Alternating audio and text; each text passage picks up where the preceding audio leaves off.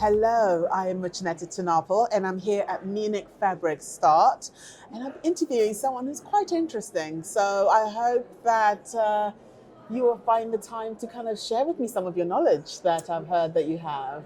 Glad to be called interesting, thank you.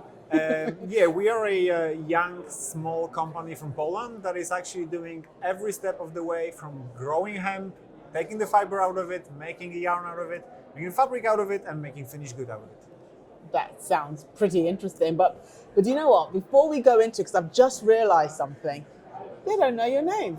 So My how name- about you introduce yourself to the camera and then tell us what company you work for? My name is Maciej Kowalski. I'm from a company called Kombinat from Poland, and we are a vertically integrated hemp processing company that is doing hemp textiles. Perfect. So tell us a little bit more about what it is that you do. You were explaining quite a process earlier. Could you elaborate a little bit on that for me? Essentially, we're doing what a lot of textile or apparel companies are preaching. It's like traceability this, traceability that. We're actually doing every step of the way ourselves, which is the ultimate way to be sure that your product is what the label says it is. So we are growing hemp right next door to the facility we're operating at. I devoted like 6 years of my life to finding a way to actually make the fibers soft enough to be used in textiles without any chemicals, making it all in the European Union. We're blending that with cotton that is planted and harvested in Greece because I wanted to provide European customers with the possibility to wear something that is 100% made in Europe. And by made in Europe, I don't mean stitching up two pieces of something made in Bangladesh and Vietnam. I rather mean sourced and made truly within European Union. So you're showing that doing this is possible here, basically. It actually is, and for a small young company without any prior textile knowledge, it is a sort of natural, it has this natural rough feeling, which actually gives you the character. And that's what I'm seeing here with lots of designers and people from apparel companies looking for something unique. They're not looking for perfection. They can get perfection from Pakistani mills doing polyester, but they're not after that. None of us is perfect, so why should our clothes be perfect? And each one of them exactly the same. We're after something unique, something with a character, with a soul that you can actually feel. I am a little curious though about what you're holding there. Is that something to do with the fabrics that you produce? It's actually the whole story is here. So that's a detail. part of a stalk. Hemp is a very tall plant that grows Nice. very quickly, and it has a. That's basically the answer where the fiber comes from, because a lot of people say like hemp, okay, that's cannabis, so you're basically making clothes of marijuana. Well, not exactly. Marijuana is a flower of a completely different genus of the cannabis plant. What we're after is the stalk, and in this stalk yes. you can see the inner part, which is basically wood, and the outer part, which is the bark, which is called bast. It's Okay. very similar to a flax or linen. So the outer part is where the fibers are, and you can take the fibers out either chemically or biologically. And biologically, by the way, doesn't really mean it's good for the environment. Okay. Biologically means using a lot, and I mean a lot of water, and polluting it to the degree that it's absolutely unusable for any marine life. Okay. So what we're doing is mechanical processing. We just soften it. This piece was softened by hand, so that you can feel the ends have nothing to do with the beginning. And there is no magic to it. There is just mechanical action. And that's the way we're processing our fibers, to remove the lignins, the pectins that make it stiff, blend it with cotton, spin it in our own small spinning mill. And what I consider our company to be is what craft breweries are to beer making. Okay. We are not the largest company ever. We are not the most sophisticated or a high-tech company. But the difference you can feel between a cheap beer from a supermarket and something crafted locally that is unique, that is made from good ingredients, and yes, it will be a little bit more expensive, but it's actually much better both for you, for the economy, for the environment. And again, it's done locally. The shirts we are wearing probably traveled more the world than we did. The clothes we're having, cotton is grown in Arizona, goes to China for spinning, goes to Bangladesh to cut, make trim, goes to Europe for 2 wears or so, and then back to Atacama Desert or whatever. We don't want that. We want to make things locally, close to where you're actually going to be wearing them, to make you wear them as long as possible. And if they will disentangle at some point, because they will, that's a natural product, it will, after like 30 washes or 50 washes, be used, you can just discard it and it's going to biodegrade because it's all natural products. Oh wow, that's the part I didn't catch. It's biodegradable? It is like natural fibers totally. You can essentially, if you throw away your shirt into your garden, within 2 years you're not going to see it. Oh, wow. And that's, from my perspective, that's actually better than circularity because essentially it is circularity. It just goes back to becoming a carbon as it used to be. Yes.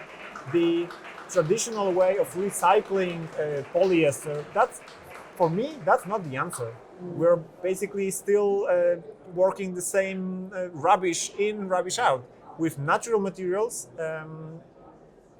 you can give it back to nature. Okay. I feel like you've got my attention. I mean, it sounds really interesting. I mean, what kind of also caught my attention is you saying it's very different, like circularity. Because I think that kind of approach of we put it in and we keep it within kind of the value chain and keep it going round and round. Would you say that with this material that will not be possible?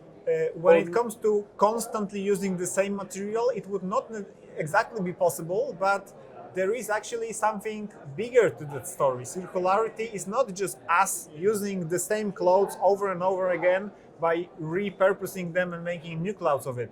It's I take this fiber not from the factory, I take it from nature and I can give it back to nature. And that's essentially what you're holding is some carbon, some nitrogen, some phosphorus, etc. It takes the energy from the sun, which is basically gets the CO2 from atmosphere. When it's growing, it's soaking up 15 tons of carbon dioxide per hectare, and it's actually locked in the material. It takes up some nutrients from the ground. So imagine like growing your socks in the field, wearing them. When they were out, you just throw them back to the field, and then they become fertilizer for the next. Obviously, we're not throwing socks in the field, but just to understand circularity, my take on it is broader than just using the same material over and over. We're part of this. Of Mother Nature, and if we take something from nature, we can easily give it back without actually harming it. So just to kind of think about what you just said to me about putting it back to nature, does that mean that, let's say we as an industry use only this material to create all our clothes going forward, right? Are you saying that those mountains of clothes that people throw away because they have no use for it will be a much better landfill because it won't really become... It would not be like, assuming that every clothes ever were made from cotton, hemp, linen, etc., from natural clothes, all those piles of clothes would not have been landfills. They would become forest by now. Oh. Essentially, literally, you pile up natural clothes and they become humus, they become compost on which plants grow.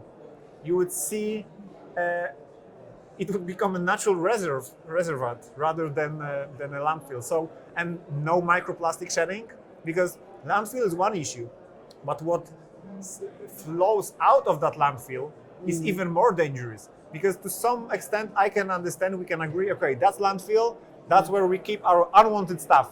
Yes. But it's not limited to that place. Rain falls on it and microplastics goes out, it goes to our drinking water. Well, not ours, but in the places where those landfills are. With this material, it's all natural. It's like, even if something leaks out of it, yes, it will not harm us in any way. Why are we not doing it? That's the big question. And we've been doing that 100 years ago, and we had no problem with fast fashion. We had no problem with microplastic shedding. And then someone got this great idea, hey, let's make clothes out of byproducts of processing oil. So probably that's the answer to the question. There is a lot of byproducts from processing oil, and they had to do something about it. So they invented polyester. And polyester is technically speaking, it's a perfect material. Yes. It doesn't wrinkle. It's sturdy. You can wash it at high temperatures. You can give it like nice colors and nice shapes, etc. It's just not meant to be worn by humans. Because it does things to our skin and it goes into our. That's what I've read. So. No one actually knows exactly. Like, as Homo sapiens, we're too limited to actually understand what's happening. But essentially, some of the things in it are not affecting us in a good way. And I strongly believe in the wisdom of nature, of our forefathers. Like my grandmother, who's like 95 right now, she was doing hemp clothes back in her days, and her mother was doing that. They had no health issues that we are having. Yeah. Despite being having worse food, despite less food, not worse. Yeah. It was actually better. Yeah. Despite not having the medicines and everything, right now we're seeing a lot of issues with infertility, both among men and women.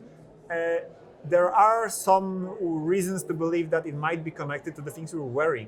Yes. Like we're wearing something for 24 hours a day, bar a short break for bathroom and etc. Yeah. So, and skin is the largest organ of our body.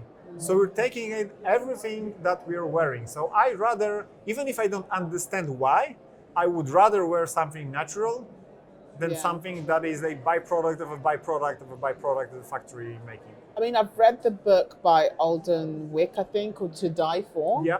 And she really looks into that. And it does raise a few concerns. But what about if people can't afford a much more healthier material in their clothes? Because some decisions are made based on what's in your wallet. So if what you can afford is unfortunately something made of the byproduct and it's not so great, maybe it's proven it's not so great for our health, what do we do for those who can't afford it? The difference in the price of a staple fiber is natural and staple synthetic fiber is maybe $1 a kilo. Oh, really? So when it comes down to the finished product, it doesn't really have to be more expensive.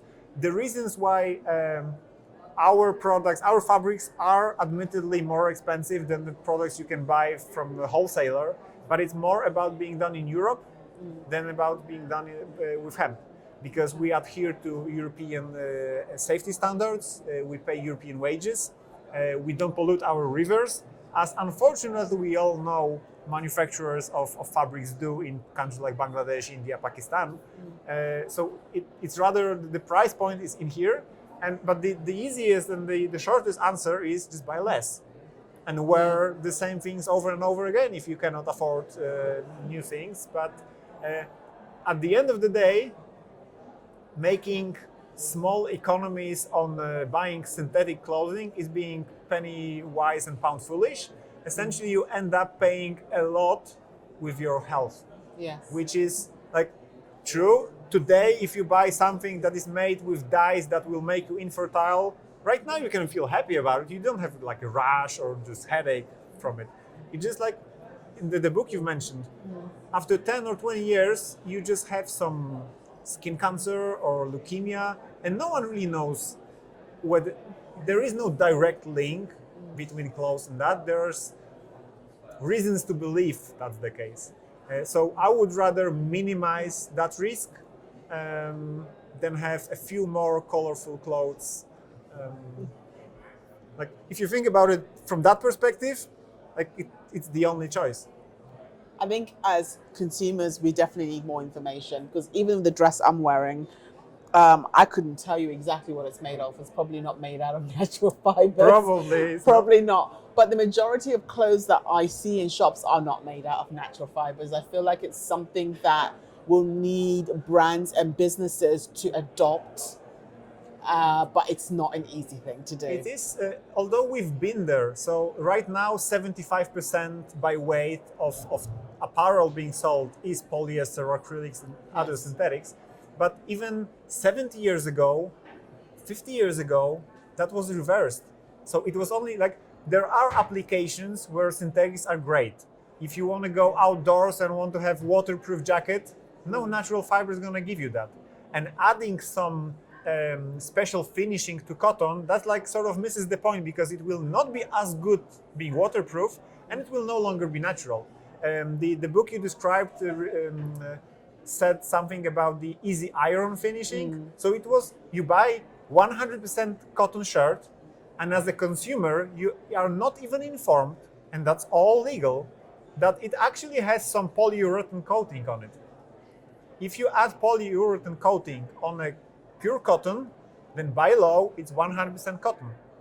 Really? That's the crazy stuff. So it's a lot of PR talk then, that we don't know, or a lot of stuff like, for example, when we look at the ingredients of our food and you read it contains pH 7146 yellow coating, and we're thinking, then it's what probably is that? like, it might be harmless, but it doesn't hurt to just avoid something like that, right? Yes. So if I see easy iron or something, some new development, I rather go for difficult to iron, but natural and so safe. Convenience comes at a price. Yeah, precisely. Wow. Are we ready to pay that price? I don't know. Thank you so much for coming to talk to me. I've learned a lot, and I like this thing. I think it's quite you can keep it. Oh, thank you. Okay, have a lovely show, and thank you for finding the time to have a chat with us. Thanks for having me. Thank you.